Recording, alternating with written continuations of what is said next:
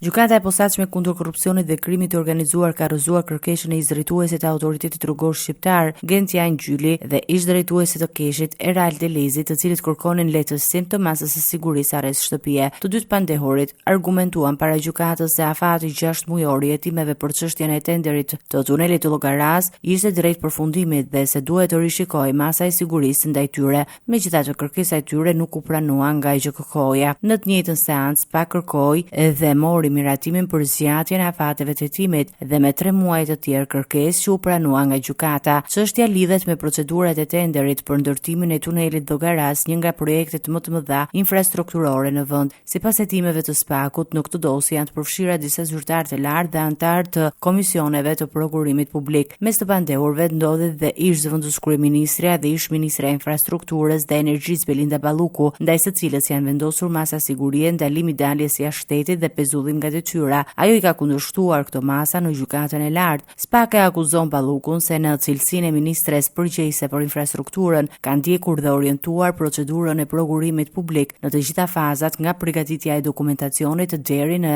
lidhjen e kontratës me fituesit. Në të njëjtën dosje janë marrë pandehur dhe antar të Komisionit të Vlerësimit të Ofertave, përfshirë Elvis Berberi, Jetmira Dervishin dhe Mirzeta Kashnicën, të cilët akuzohen për bashkëpunim në procesin e prokurimit. Sipas SPAK, fituesit të tenderit janë shpadhur 2 kompani turke me një vlerë kontrate që ka rreth 170 milionë euro pa TVSH. Hetimet për çështjen vijojnë ndërsa organi i akuzës pritet të thellojë verifikimet për zgjatjen e afatit hetimor.